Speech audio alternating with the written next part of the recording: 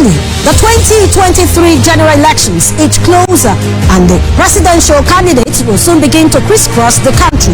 How much of these candidates do you know, and what are they promising Nigeria? On a special blend of Democracy Today, AIT will feature the candidates to face the nation deliberately in alphabetical order to reel out their political mantra. It is a no-holds-barred interview coming up Monday to Friday at 7 p.m. Nigerian time. It's a must-watch program that provides an opportunity to assess the candidates who seek to run the affairs of Nigeria. Democracy Today, defining the issues.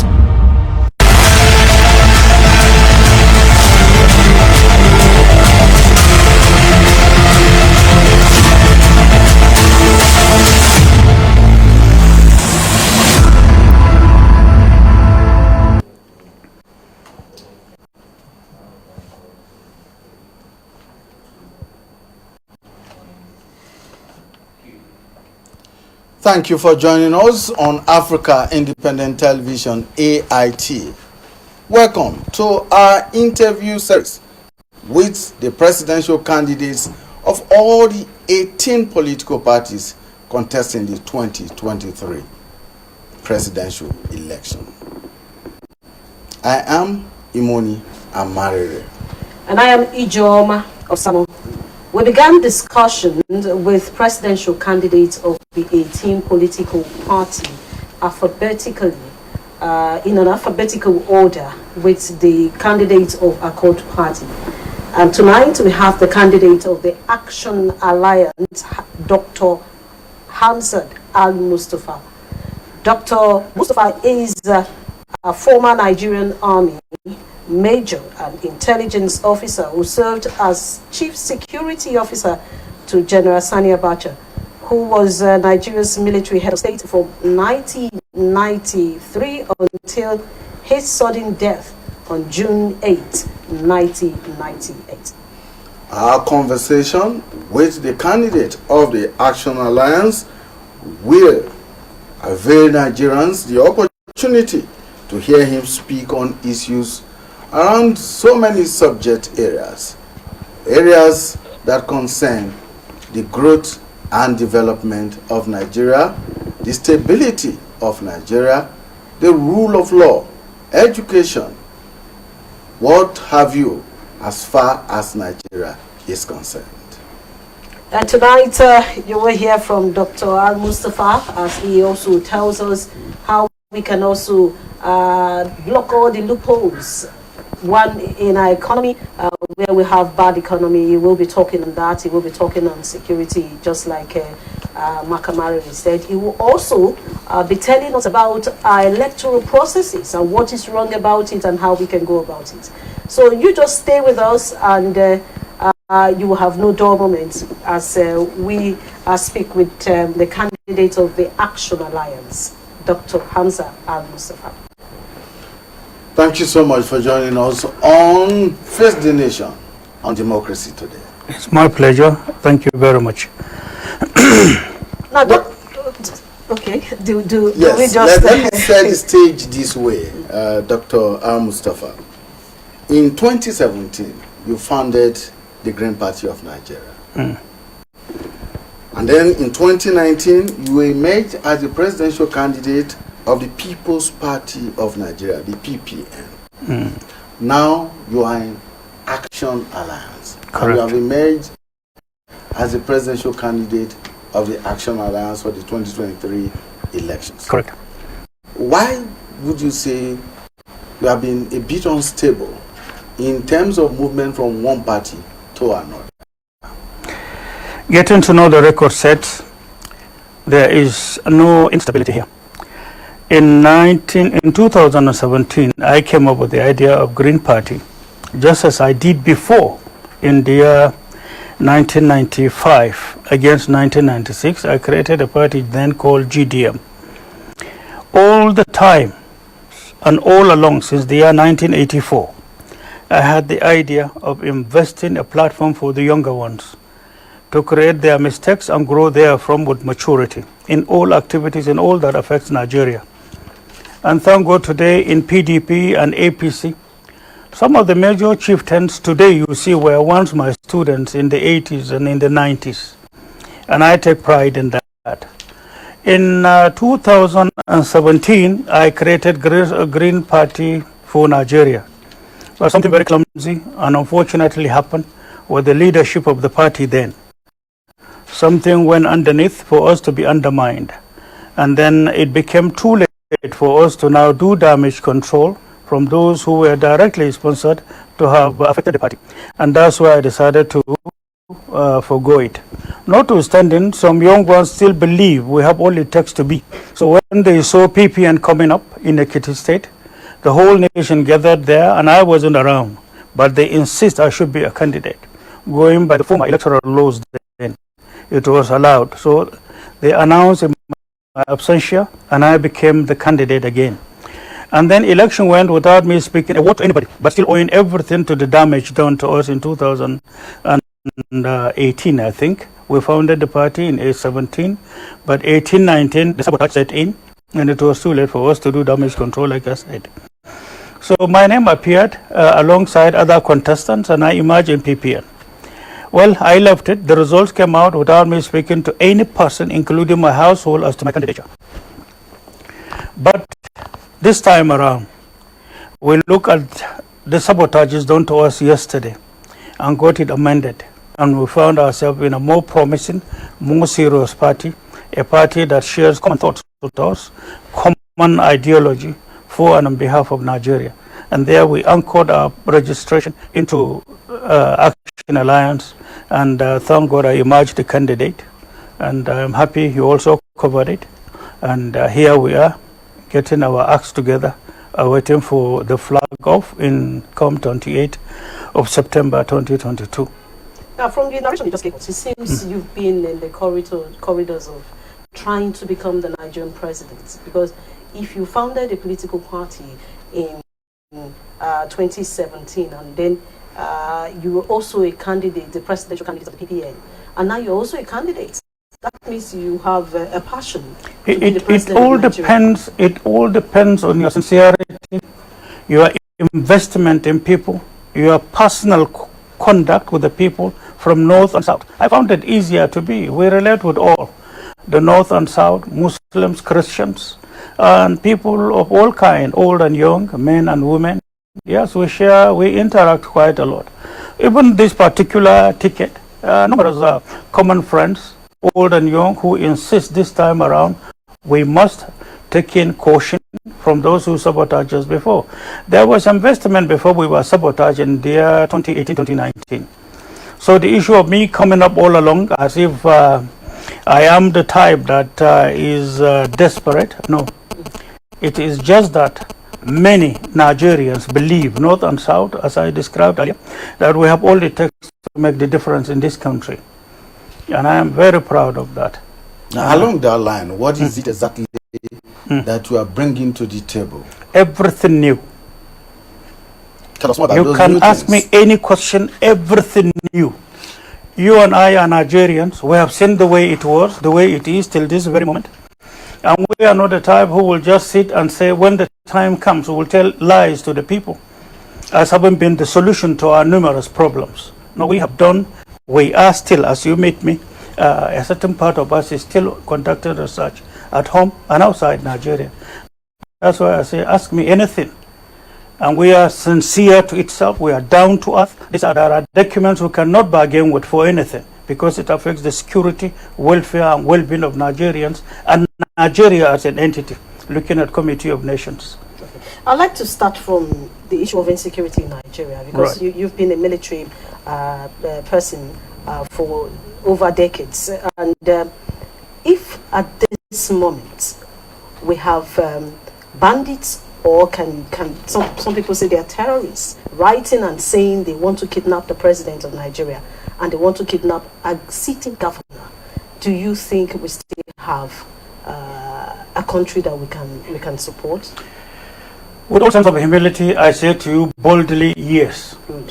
And before I answer you, let me tell you that some of us noted this, planned for this, planned against it, and planned to contain it since 90s. and we have witnesses. All the security agencies in Nigeria can see our submissions intermittently from understanding domestic games, dirty, from all aspects of that makes Nigeria, from Nigeria's mainstay, when you look at Nigeria's economy.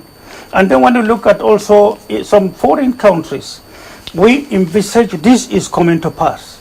And then it is happening. I'm not saying we are proud of ourselves, because we now look at the trend. The multiplier effect in understanding a trend and making a projection over a certain period of time can make you, if you know the trend and you know the yardstick, become accurate in what you are doing. We have done it and it came to pass. So many people said that will never ever happen. And you see in Nigeria, unfortunately, you see the security services, one or two that I knew of, they are active after an incident. After an incident, particularly when they know the entire attention of the leadership and the lead are all on them, you see them running around, in most cases doing nothing. So an eye-service-oriented security department or group or an establishment or service is a disservice to Nigeria. Will never fetch you what you want. Eye-service pretending to be, for example, if bandits are identified to be in the northern part of Nigeria, end of the three, and then something happened, and suddenly you see some people wearing leaves on their body with helmet and rifle and running around the president or any of the leaders, those in National Assembly, or even judiciary, if they rear themselves, or if there is any discussions, they are here in camouflage as if this is the battleground. These are people you shouldn't trust. The training has nothing to do with eye service, but today it's just like some faulty military commanders the whole world over. The lesson started since the World War I, where regimentation in a given officer, by way of saluting, calling you sir, identifying himself as one who is rare in the service, sparkling outfit, and the rest of it. In most cases, most commanders do misinterpret such conduct, which is expected or lined up in regimentation, to mean loyalty. No, they are two different worlds apart. There are identification, or there are yardstick measurement in identifying loyalty. There's also another for regimentation. So this attitude in the service that brought officers to be who they should be seen to be at critical times in saving their country, now in most cases are now applied to executive officers during peacetime. That is unexpected. But today this is a trend. So many have copied it. The greater the eye service, the more money they receive, and the more acknowledgement they receive. So there should be a total orientation. And my fear this time around is the predictions we have for Nigeria at this point in time, starting from any time 3-4 months from now. And I will explain if you want later on.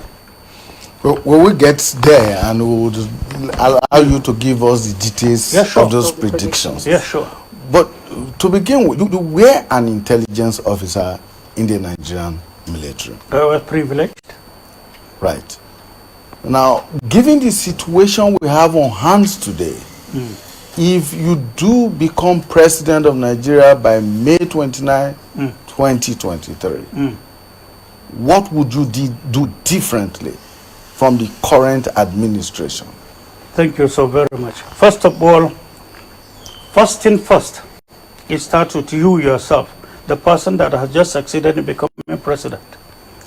There will be new do's and don'ts for you to suit to the demand of the office of the president, and a president that is in dear need of services. So you look into yourself and say, yesterday is gone, I am in a new phase of life, and I have to apply and attune myself to the demands of the office of president, meaning sacrifices, meaning no social hour, until such a period of time stability rears itself in Nigeria. Second, already we are not the type that will say, when God Almighty grant us success, that is when we'll begin to look at the problems of Nigeria's security.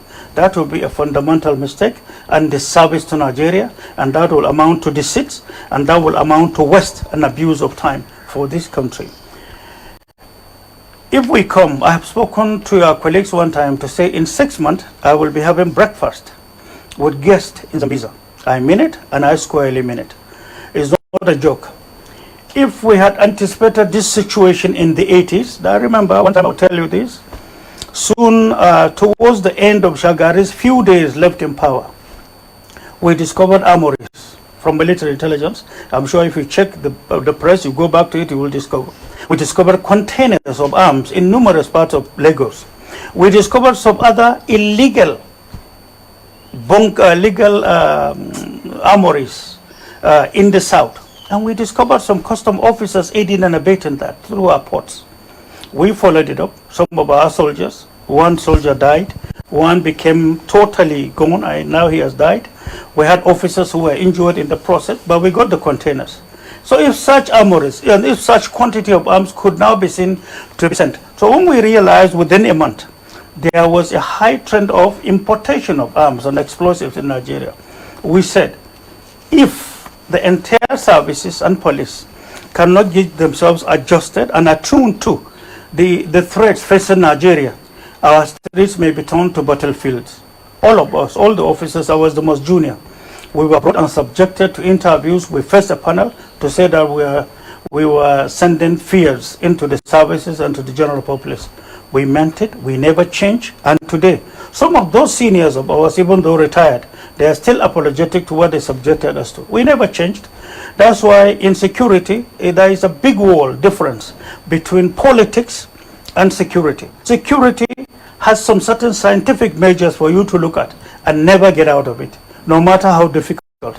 The solution lies in there. Some are dangerous, but you have to be as realistic as you see it. That's why you see some people who are found lazy, unfortunately, if they now move within the restrictions and within this yardstick, and they do not know what to do, and probably if also they realize that time is against them, they cook anything and send to people. That aspect of it is as dangerous or more than the threat itself facing the country. There are so many like this. You know, there is also, I will tell you this, over time, I will not mention names of some certain individuals who were investing in what I'm going to tell you now. They write fictitious reports. They bring yesterday's own and make it voluminous and update it as if it is the present occurrences in the country. Thousands of pages as if it is an occurrence to the president, for example. That's for 1/9. President doesn't have the time to read thousands of pages now and give you and then answer your prayers. And you see some of the prayers has nothing to do other than approving money.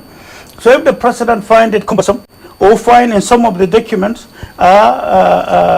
write-offs from some foreign countries, using some foreign writers, all add together, then the president will require a special team to x-ray it. And the president, what the president will do is to look at time available, the contents that are classified as top secret, and then for the eyes of the president. But some of us sat down to begin to know what they were doing against Nigeria, against leadership in the past. And we discovered this was a game. So that's why any such bulky things are sent to the president, and time comes running against the president, or it becomes impossible for the president to read through to them in 24 hours, 72 hours sometimes, then we know it's a game. And security, anything that is cumbersome is a suspect. Anything and anybody, including the president of the country, if he's the most senior, including the most junior intelligence officer, or if it is the most junior commander in the country. Once he brings in something that is cumbersome and is rushing the system, then definitely there are some lines they are hiding in, and that is total fraud, if you look at it carefully. But today, you realize that such threats has pushed politicians into being more comfortable with goat, because goat has a horn, than being comfortable with a lion in the field of fighting. So today it's goat that is fighting for you, not lions. So what would you do differently? Just like too many. First of all, if we are in there, already we are following. I know the state of the military carefully, and then you can easily get that done, and I am doing it, and I'm updating myself. Out of concern, out of the love of this country, out of the love for peace to return, peace, security, and order to return to Nigeria, we look at the conduct and other services, paramilitary in Nigeria. We are looking at also the Joint Intelligence Bureau of Nigeria. We see what they do. There are intermittent breaks. They submit reports for the executive arm to take action there from. Some are for the legislature. Some are even for the attention of the judiciary. We do not, under any guise, keep our eyes shut out of occurrences that way. So we update our manifesto, we update our plans on what to do. First of all, the military. I am changing the doctrine governing the military today, because time has changed. all the threats that came yesterday, and then the negligence, overlooking most of them, that snowballed into where we are today, where tiny little ants has now become a monster for us to grind with. The banditry, Boko Haram initially in 1999, 1st of October, when the idea of Boko Haram was conceived and brought forward. And to today, you have this banditry. And to what is coming next, which is extremely disturbing, because arms supplying, illegal armories at home, arms being supplied through our borders, through our ports, and then arms and ammunition, money, drugs, and then the doctrine that is engineering recruitment for Nigerians and non-Nigerians outside our borders, and pushing all to make things difficult for Nigeria. Numerous things are attracting this. Your God-given solid mineral resources, your position in Africa, and then resources untapped, resources you are yet to know, resources you are yet to know the depth, and then you have resources that determines the future of the world. Get what I'm saying? The future of the world is in abundance here. There are countries that do not have, but they have military might. There are countries also that are looking for to get it at cheaper rate so that their countries can grow and then be seen to be within the topper layers of Committee of Nations in the world. In Nigeria, you have it, but you are yet to know who you are, and you are yet to know what God Almighty has given to you. That is why we have the pains to take risks. We've been to numerous ministries, we've been to numerous parastatals. We traveled to so many countries on our own to update that informed our manifesto. That's why with ease we can say this. So first thing to do with this little narrative so that you can know why we are doing what I'm going to tell you. A new doctrine for your military. The police, hear me, will be x-rayed. There are duties created for police in the year 1982, correction 1981. When the mobile police was being introduced, there was some certain aspect of the military where military is brought to intervene or may be brought to intervene in internal security situations like the way we're having today. The police gave it to itself. At that time, the might and the influence of the military, of the police leadership, and the desire to say, the military at that time, if you can remember, there was a campaign. We will keep them back in the barracks and never again shall we have the military back to power. That brought some arrogancy, ignorantly, of some certain people in the police. And then they begin to say that some certain powers should now be given to them. There were three of them, but I will give you one. One is the powers of investigation. It's a fundamental mistake. It wasn't captured by law at that time. Police now can investigate, determine what, and determine who. And the question you ask is, these powers of investigation alone brought arrogance and corruption into the police. 1981. Look at what I'm telling you. Then if you have a police that thinks this way and believe they are bigger than any other institution, the question I ask you is, who is watching over the police? And all we kept doing is to have Ministry of Police Affairs. What are the limitations of Ministry of Police Affairs? How do they know what the police is doing? And today, Ministry of Police Affairs or Police Service Commission, you sit down and look at the powers and their routines and look at the police independently, each of the two. You realize that it's just a waste of time. We have created a ministry and an institution on one hand to oversee the police. The question is, of what influence, of what use? But yes, today, I'm not against anybody collecting salaries or allowances. It helps the economy in a way. But it doesn't help your institution to say there is an institution that is operating outside the Constitution and then being supported officially. It's a disservice in killing the police. Today, I'm not saying within them there are some, they are all bad, no. There are finest police officers you can be proud of to send them to any part of the world, I know of. Okay. But the system doesn't allow. So you see, this is, I talk about the military, new doctrine. In the new doctrine, there is everything that coming up with a new doctrine comes up with. Training, welfare, salary, promotion, and then being tested. And now they should be seen to be more attuned to what is called low-intensity conflict. Low-intensity conflict today, everywhere there is war, is unlike what it was yesterday. I mean, since Second World War, most fighters are now in town. The most difficult aspect of it. America call it low-intensity conflict. Low-intensity conflict is where Nigeria is required to invest more in training, direction, and all that making a new doctrine requires. It is a heavy load if I'm to download them for you.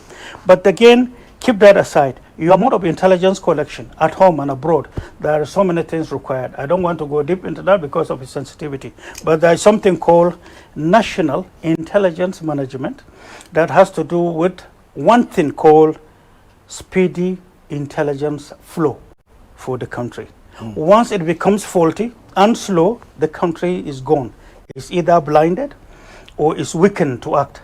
You can only get to know after the incident had happened and you are in already damaged state control. Leave that aside. Your paramilitary are equally, exceptionally wanting. I don't want to go into that because it hurts me sometimes. You haven't been to the border to see what they do. You haven't been to the port to see what they do. You haven't now sit down to see how they communicate with enemies of Nigeria. You have not seen them communicating and agreeing on certain terms of illegal items being brought that is further supporting the insurgency you have in your country. There are some of them who are very good, but the dirty ones are considered the dirtiest of the dirtiest because we cite somebody, and I keep it here. He does not even know the effect of what he was doing, but he was thankful to God Almighty for the gains he was making out of it. He's a rich man, but a junior person. And I'm holding on to this as a sample. Should the need comes tomorrow, meaning in those services within the paramilitary, there are some who believe out of ill information or ill training, very shallow-minded people, some of them, some are good. But such people see themselves as doing the right thing because they are making money and nobody is asking questions. And sometimes if there are occasions, they give gestures to their seniors. Keep that aside also. Looking at your resources, looking at the threats coming ahead of you, and looking at the enormity of the investment some people want to do is like preparing for a huge bank robbery coming against Nigeria. So some of them today cannot stop at anything. And one of these things that brought about this is the issue of oil and gas. Dirty business.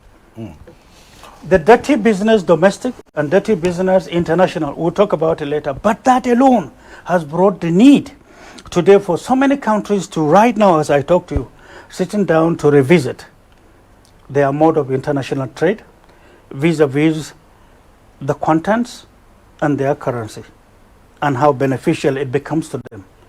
The Russian-Ukraine war has brought a lot of lessons to the world. The question is, has Nigeria updated herself? Are we aware where this is taking the whole world over?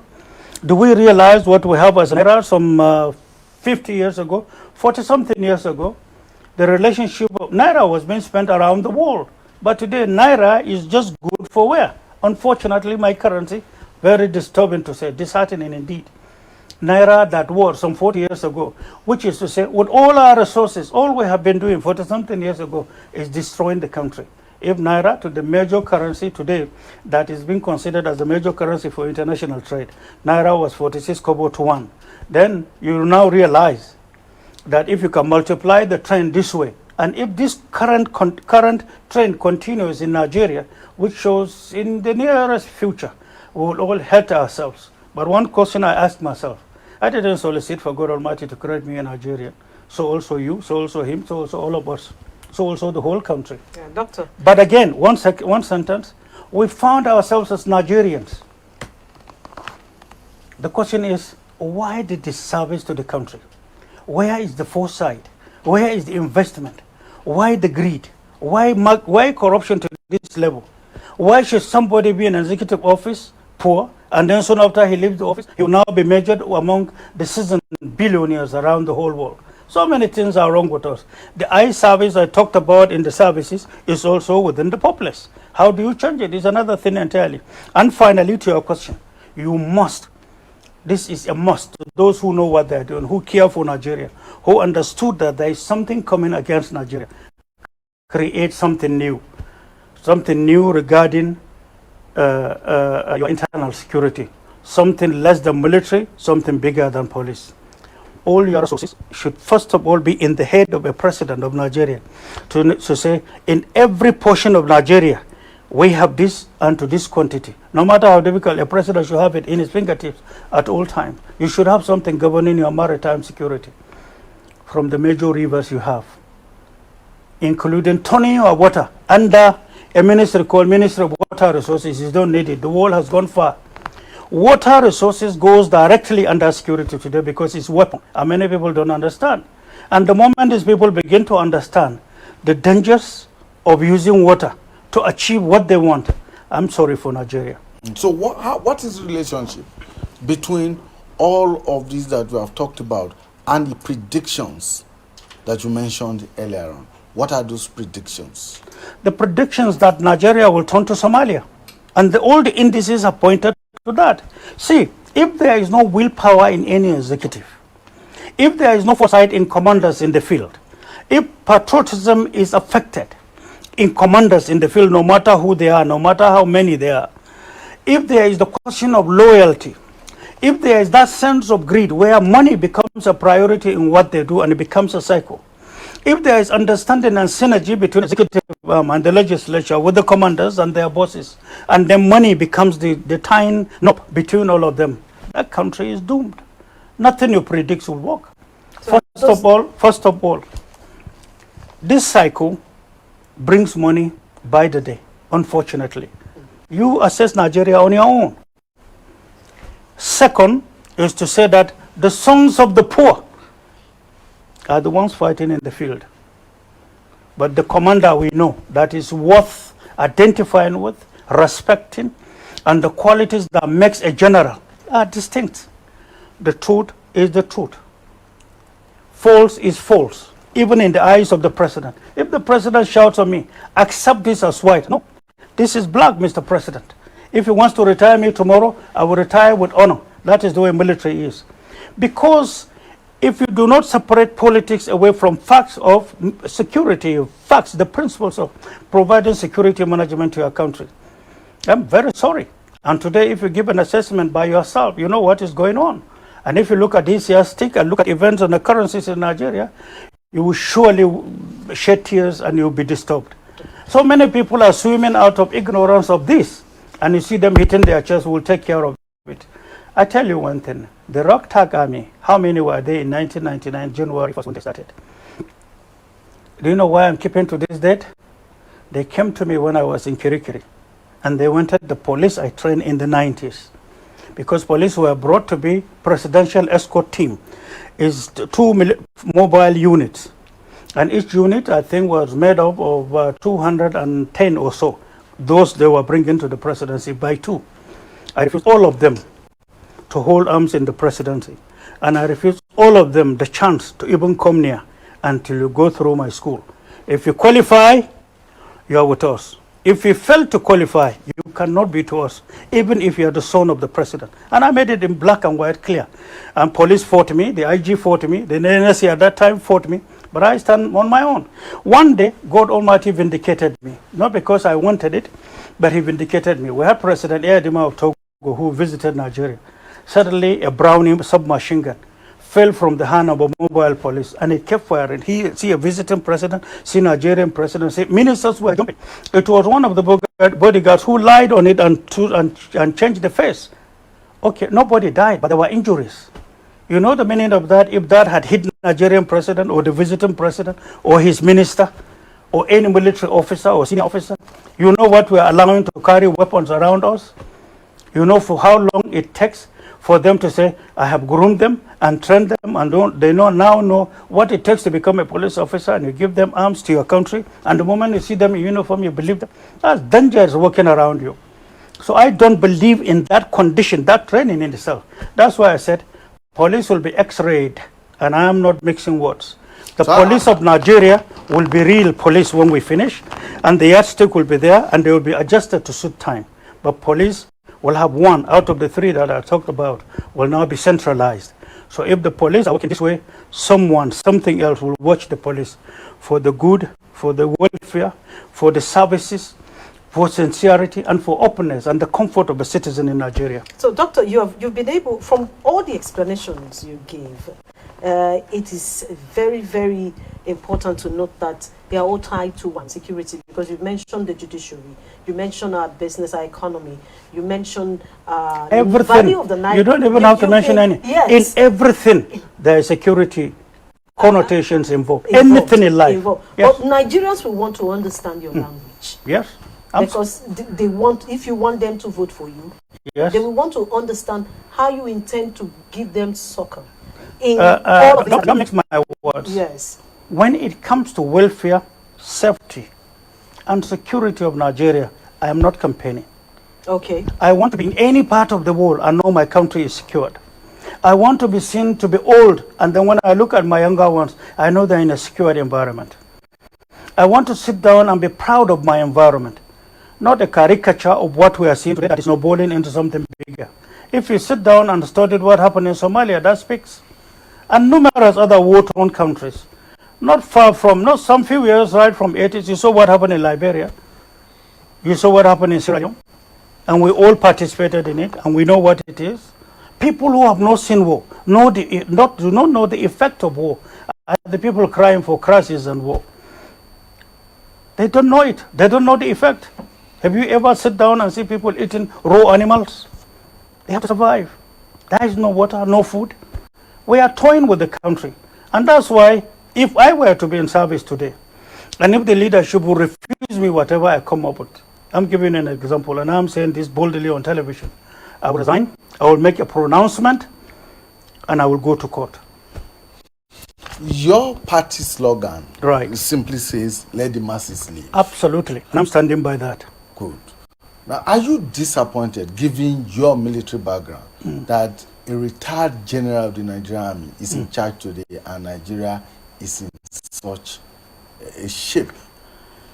You see, decades we inherited these problems. You remember I went to prison. I was persecuted deeply. For over 12 years. For over some of these roles I played. I'm not a compromising person when it comes to Nigeria's welfare and well-being.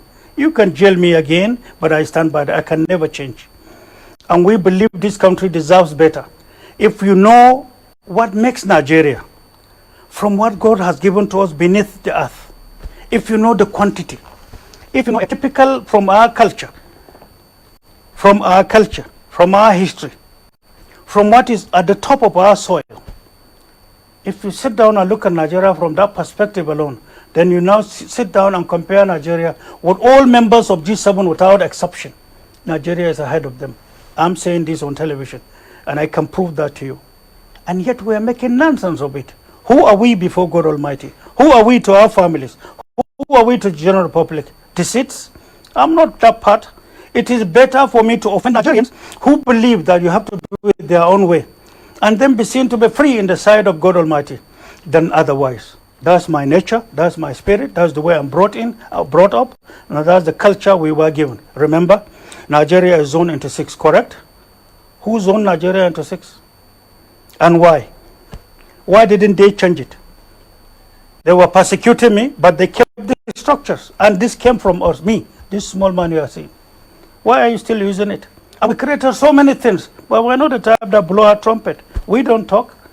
We don't talk. We have the country before us. Okay. Doctor, you see, now that you're going into election and you want to be president, you had said in some places, in some fora, that your loyalty is the reason why you want to be president. Absolutely of correct. Into Nigeria. Yes. You have also mentioned that the world is changing. Right. Let me quote you. The world is changing, and we are not changing with the world. Correct. We have huge number of unemployed youths. Most of them are brilliant youths, and we are not in their strength. So what do you intend to do? Very simple.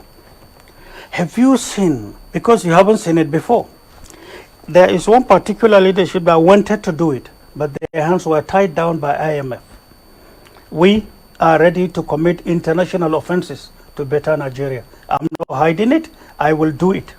Meaning, there are latitudes open in creativity, innovations through bilateral means, meaning puncturing some of our diplomatic challenges to establish numerous friends around the world. And out of that opening, there are ways to create wealth before we even take off. You create wealth for your people. The unemployed, I have so many things to do for them. There is no reason for poverty in Nigeria. I will do that from outside and take my words. If God grants us the means, I know what to do to create billions, hundreds of billions of dollars from outside. It's our secret. It's our secret simply because in governance, there are very few people to trust. Some are just there campaigning just to go in and attack the treasury. They take everything to themselves. And when another election comes, they come to tell you lies. Well, not that. This country is what is before us. That's why at intermittent break, sometimes we want to be very happy to look at those who believe they are the ones who call themselves holier than thou. We face each other and the media will cover. There are questions we ask them from their misdeeds yesterday. There are questions we'll ask some of them from their capacity. There are questions we'll ask some of them from their imaginary sense of what governance is all about. You have to work hard. You have to take risk. You have to keep data. You have to verify data. You have to subject it to continual verification as time goes by, as events are all around the world and in your own country. So to Nigeria and the unemployed, to me, we will have a heavy investment, not only that, in technological economic support for Nigeria, technological security support for Nigeria, reward, welfare, empowerment. I'm not talking of giving somebody 100, is it 100,000? 100,000 or 20,000? If we are talking about that, then that is a joke.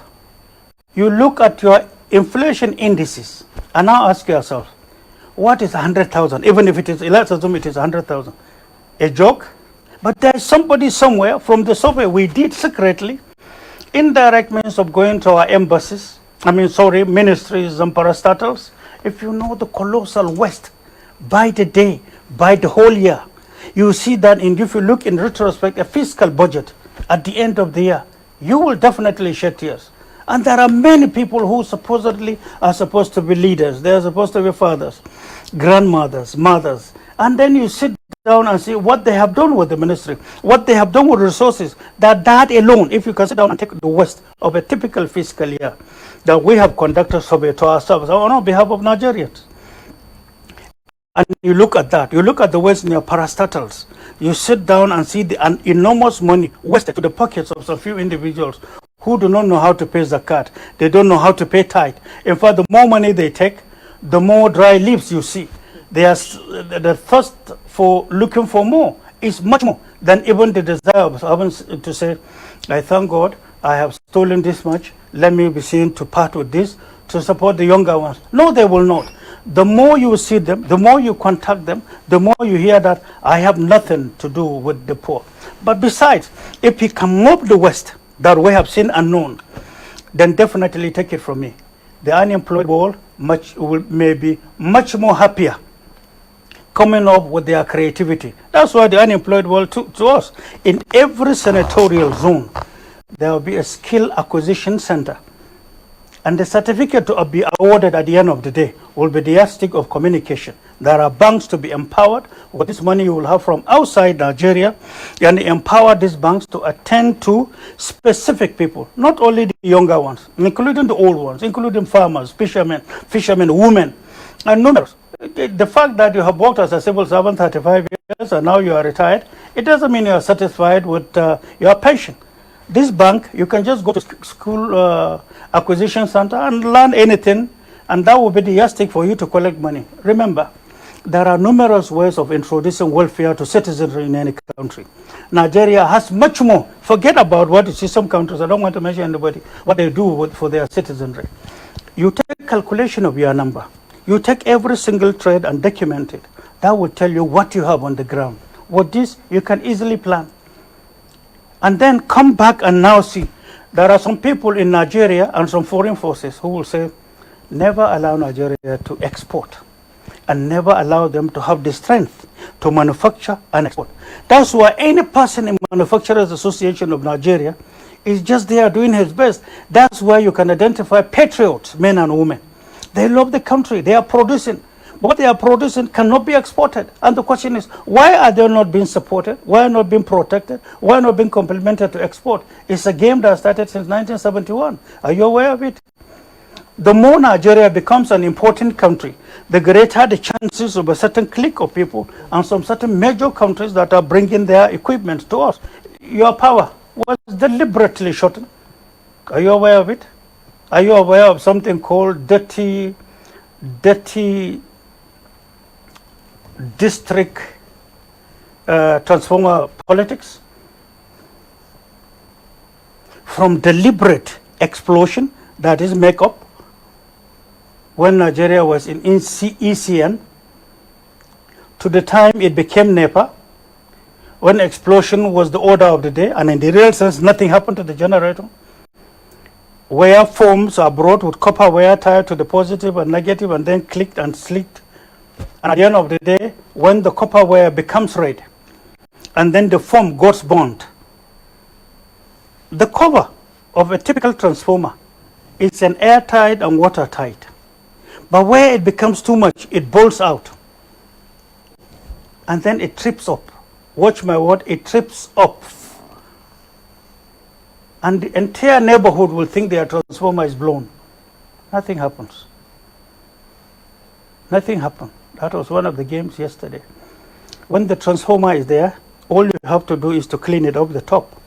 Remove the copper wire, trip it up, on, and then close. You have your power back. But then here, the witnesses in the district will become the witnesses. When forms are brought that time, people will sign as witnesses of the blown transformer. They will come and take it away. While they are doing this to District A, they are also doing it to District B, District C, and B, and done. They will say, okay, this is our budget for this month. They will all report that their transformers are blown, but within the month. At the end of the day, there will be entry to the government that so transformers are blown. So it is in State A, State B, State C. So if you put it together, you know that it is a huge contract that will empower international companies, empower international agents, and their domestic supporters, Nigerians. And when it goes, 2, 3, 4 months after, in these districts, remember, some of them are where you have your industries. So you will have to wait until 3 months, while every hour means something to a producer. If 3 months, this comes and on and on and on. That's why today, multiply that by time, from north to south. Other than one state right now that innovated something that we have as a secret in helping Nigeria, all the industrial areas yesterday are sorry sir, they are just ghosts. Right. One of the most difficult things, and with that alone, there is no way you can be identified as a productive person. With that alone, there is no way you can export. With you not exporting, then you are a consumer economy. A consumer economy is the sorry side. No matter how rich you think you are, your naira is not competing with anything. What you have, you cannot even take. And today, that's why every single garbage, every single dirt are cleaned up and imported onto you to take. And we are taking. While this is a major, powerful country, Nigeria. Yes. Dr. Almustapha, you have some very brilliant ideas. But my worry is if your party, Action Alliance, believes in some of these policies and projections that you are making. And again, if you become president, you will be operating in a democratic environment, clearly different from the military environment in which you operated previously. I know where you're heading. First of all, I answer you happily this way. Action Alliance shares common ideology with us. That's why I'm happy. And with the extent of researches we have done in and outside Nigeria, I'm very comfortable with the party I have, number one. Number two, educating Nigerians on the dangers that we are in and why we should be seen to be who we should be. That makes me comfortable, because when people feel pains of their situation, solutions are easily accepted. That's why even today, a situation where a wild elephant is disturbing a village, but the fact that you got a small dog barking, the fact that the dog has nothing to do with the elephant, it can't do anything to the elephant, but people are saying, well done dog, well done dog. This is where we are right now in Nigeria. Right. Now, second is to tell you, this is democratic setting. If these lofty ideas cannot go through, it is simply because we have refused to educate, we have refused to mobilize. If people are educated and effectively mobilized, if we look at the challenges in our diplomatic approach to having international relationship, if we check the connotations and in fact the knobs tied as obstacles against our international trade, if we carry manufacturers association along with us, if we carry farmers and fishermen with us, if we educate the younger ones and even in schools with us, if we also look at our curriculum and remove and then add some certain things that were removed, most unfortunately, at the early 20s, aim at destroying Nigeria, I know I can tell you. But one thing before I answer you is to tell you that all I have told you here is at the surface of what we have. Right, if we are to talk of what we have, then we need days and days with you. And we need to take every sector for us to be detailed. And in our manifesto is divided into three. One, the issues that everybody knows. And some people don't know because they do not know the extent that they can mention them at the surface. We now sit down to take every single matter, every single damage to the country, every single wound.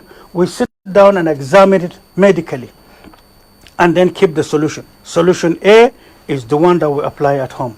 Solution B is the one that requires international support. Solution C is our strategic investment in that problems for Nigerians. So even when we leave tomorrow, people will thank God Almighty.